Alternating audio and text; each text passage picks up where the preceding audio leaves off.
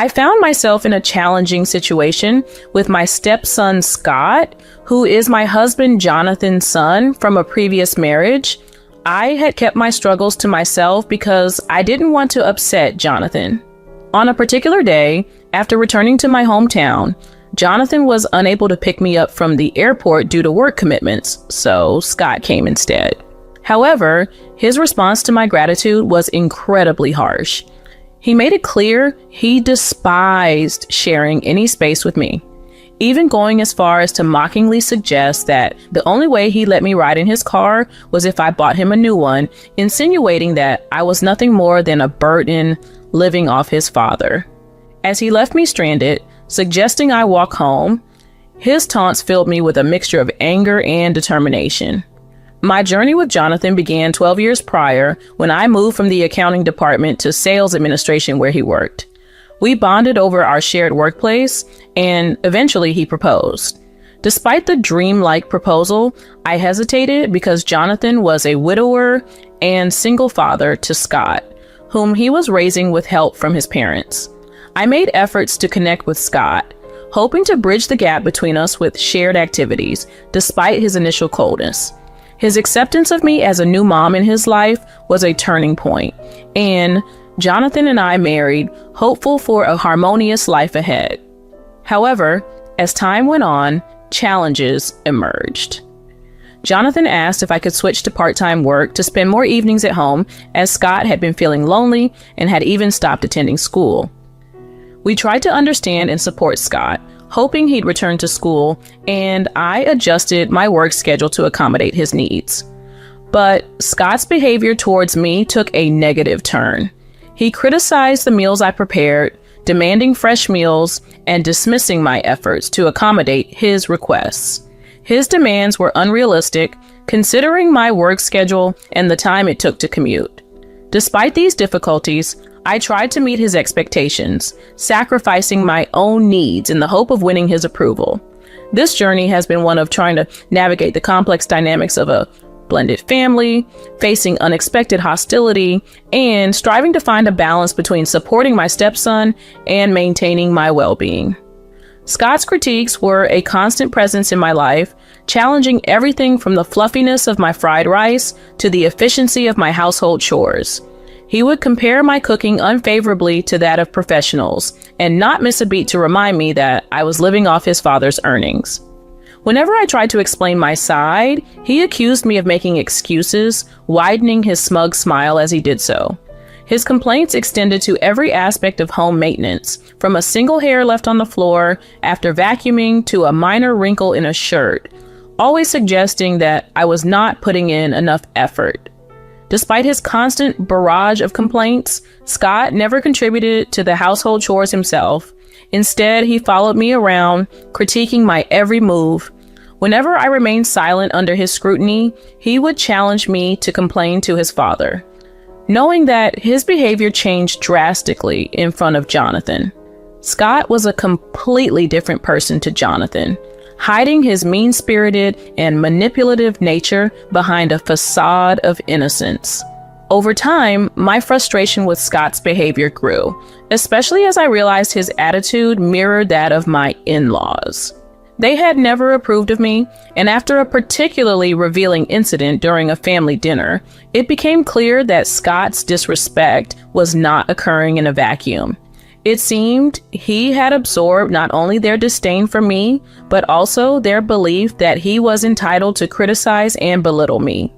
The turning point came when I discovered the true reason behind Scott's refusal to attend school. It was not a matter of inability, but a deliberate choice, fueled by his desire to play video games all day. This revelation came to me unexpectedly when I returned home early one day due to illness and overheard a conversation between Scott and a friend. From their talk, it was evident that Scott viewed his home life, and by extension me, as merely convenient for his needs, a means to an end for his gaming obsession. Confronted with the reality of Scott's manipulative behavior and lack of empathy, I decided it was time to address the situation head on. Bursting into his room, I caught him off guard and challenged him to be honest with his father about his actions. The moment was a culmination of all the frustration and realization that had been building up, driven by the hope that bringing these issues to light might finally lead to a change in our troubled household dynamics. Scott's manipulation reached a new level when he threatened to tarnish my reputation with Jonathan by claiming I was cheating on him. He showed me a photo on his phone of me having dinner with a male friend, insinuating it was evidence of an affair. This shocking accusation was a desperate attempt by Scott to maintain control over the situation, but I knew the truth of my loyalty to Jonathan. Despite Scott's threats, I decided it was more important to address the underlying issue of his refusal to attend school and his growing hostility towards me. Scott's behavior towards me had always been challenging, but it escalated after he accused me of infidelity. He oscillated between ignoring me completely and bombarding me with derogatory comments. His insults were deeply hurtful, suggesting that I had married Jonathan only for his money and accusing me of living a life of ease at his expense. Scott's disdain seemed to solidify as he grew older, especially after we moved to a suburban house and he began attending an online high school, followed by sporadic part-time jobs instead of seeking steady employment. Over time, I learned to distance myself from Scott's hostility, focusing instead on maintaining peace in our household. This dynamic continued until Jonathan mentioned that Scott was interested in getting his driver's license, hoping it might encourage him to take on more responsibility. However, this potential step towards independence was quickly undermined by Jonathan's mother, who not only enrolled Scott in driving school without consulting us, but also promised to buy him a car, thereby removing any incentive for Scott to work towards his goals. The situation reached a turning point when I had to attend a friend's wedding in my hometown. With Jonathan unexpectedly held up at work, he arranged for Scott to pick me up from the airport, despite my reservations about being alone with him. This gesture was meant to be an opportunity for Scott to showcase his new driving skills, and despite my apprehension, I decided to give him the benefit of the doubt, hoping for a peaceful interaction.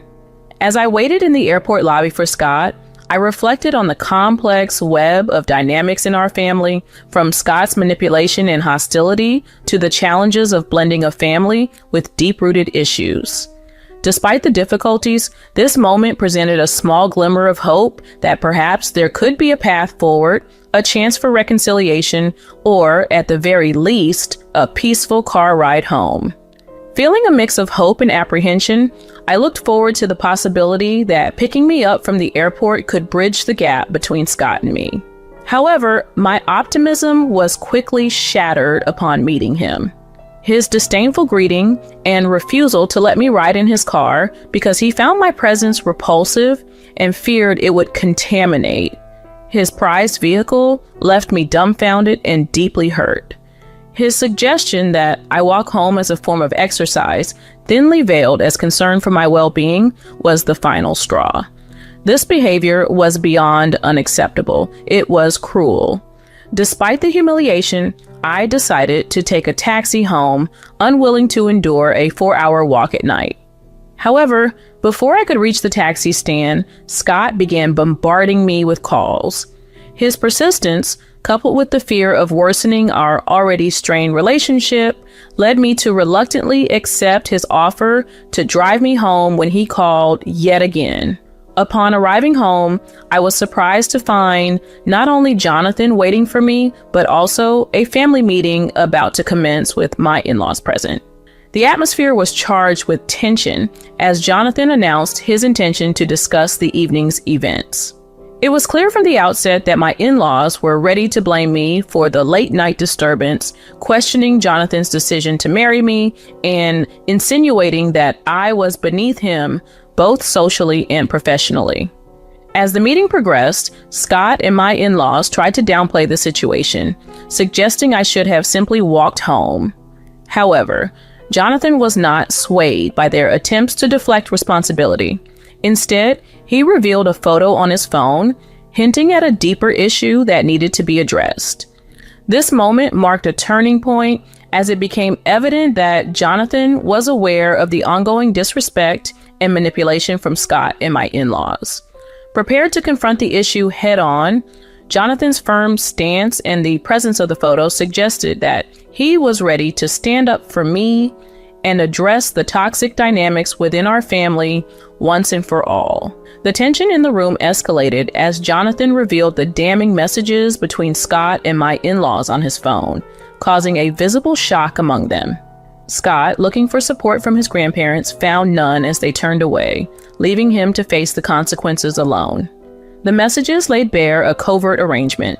Scott had convinced his grandparents to fund his gaming habits under the guise of needing support, explicitly asking for and receiving a substantial amount of money without Jonathan's knowledge. I explained how I came across these messages years ago by chance, when Scott carelessly left his phone in the living room.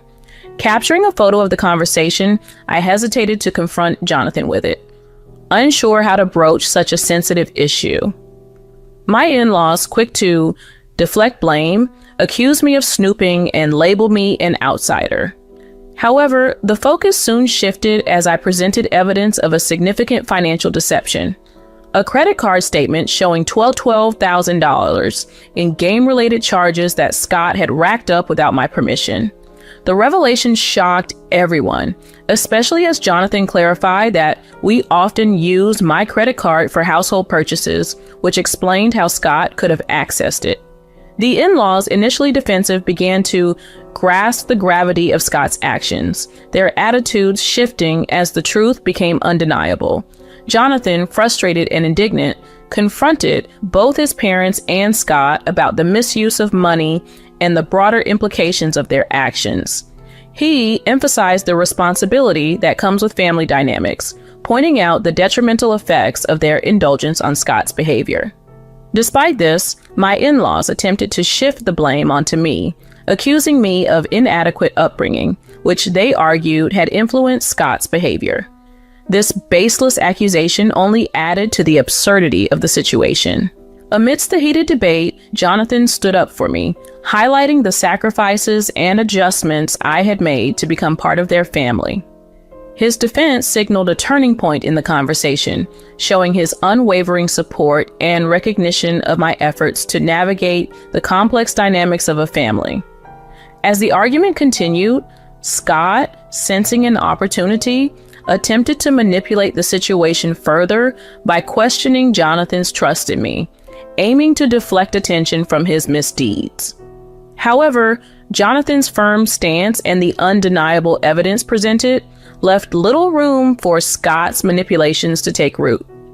The confrontation laid bare the deep-seated issues within our family, challenging us to confront and address the toxic patterns of behavior and financial irresponsibility that had been allowed to persist for too long. In a tense and charged atmosphere, Scott attempted to discredit me by accusing me of infidelity, presenting his evidence with a triumphant air. His allegations stirred excitement among my in-laws, who quickly jumped on the bandwagon, urging Jonathan to find a more suitable wife. They accused me of being ungrateful for my place in their home and of acting dishonestly despite living off their son. Scott, feeding into this narrative, challenged his father's judgment, suggesting he choose a younger and more compliant partner next time. However, the mood shifted dramatically when Jonathan revealed the truth behind the photograph Scott had presented as evidence. The image was from an annual dinner with a longtime friend of mine and Jonathan's, a tradition that predates the accusations of infidelity. Jonathan's clarification, supported by evidence of a reservation for four, debunked Scott's claims and highlighted the baselessness of his accusations. Despite this revelation, Scott continued to criticize me, insisting I was financially dependent on their father and therefore had no right to any semblance of autonomy or respect within the household. This spurred further derogatory comments from my in-laws, who refused to acknowledge my contributions to the family. Jonathan, however, stood up for me, reminding Scott and the in-laws of the sacrifices I had made for the family, including switching to part-time work at Scott's request to be more present at home. He pointed out the irony of their accusations, considering my significant financial contribution to our living situation, a fact that had been kept secret at my behest to avoid making Scott uncomfortable. Revealing that it was I who had suggested and facilitated the move to a suburban house to provide a better environment for Scott, Jonathan highlighted my role in securing the family's comfort and well-being. This revelation stunned Scott and the in-laws, particularly when Jonathan emphasized that I had been contributing to the household expenses, questioning whether Scott had ever done the same since he began working. Faced with the truth about my contributions and the baseless nature of the accusations against me, the in-laws and Scott quickly changed their tune, dismissing the cheating allegations as a misunderstanding and expressing their newfound understanding of my role in purchasing the house. This sudden shift in attitude exposed the superficiality of their accusations and the depth of their misunderstanding of my commitment and contributions to the family. In a dramatic turn of events, Scott tried to mend fences by appealing to me with a smile, suggesting we put our past disagreements behind us and start afresh as a family. His plea for forgiveness was cut short by Jonathan's outrage, who, having reached his limit with Scott's manipulative behavior, declared an end to their relationship. Jonathan's firm stance shook both the in-laws and Scott. Marking a clear boundary, he refused to let them cross again. He accused them of being shameless and declared that he was severing ties, refusing to bear the responsibility for Scott's care any longer. The in-laws' reaction to Jonathan's decision was one of disbelief and accusation, blaming me for changing Jonathan and calling him heartless. Unmoved, Jonathan stood by his decision, prompting the in-laws to take Scott into their own home, believing they could manage better. However, life with Scott proved to be a challenge for his grandparents. Despite their initial insistence on taking him in, Scott's laziness and entitlement only grew. He contributed nothing to household duties and drained his grandparents' finances with his demands for money, pushing them to their limits. Eventually, overwhelmed by the burden, they pleaded with Jonathan to take Scott back, a plea that was firmly rejected as Jonathan blocked their number, making his stance clear. The financial strain caused by Scott didn't end there. When confronted about the $12,000 he had taken from my account, Scott nonchalantly dismissed it as a non-issue due to our familial ties. However, faced with the possibility of legal action, a surprising turn of events led to $135,000 being deposited into my account, a clear sign that his grandparents had intervened to cover his debt, though Scott showed no signs of gratitude or intention to repay them. As time passed, the situation between Scott and his grandparents worsened, their home becoming a site of constant conflict, much to the dismay of their neighbors who often had to involve the police due to the disturbances. This ongoing turmoil marked them as a nuisance in their community. Meanwhile, Jonathan and I found solace in each other, celebrating our 12th wedding anniversary and reflecting on the tumultuous journey we'd endured. Jonathan expressed regret for the pain caused by his family's actions and thanked me for my strength and patience throughout. He admitted his naivety in hoping for a reconciliation that never came, acknowledging the deep-seated issues that kept his family from accepting me. In that moment of mutual understanding and gratitude, we reaffirmed our commitment to each other. Despite the challenges we faced with Scott and the in-laws, our bond had only grown stronger. Jonathan's declaration of his unwavering support and prioritization of our relationship over his familial ties warmed my heart, reinforcing my resolve to stand by him. As we look towards the future, I was comforted by the love and respect that defined our marriage, ready to face whatever challenges might come our way together.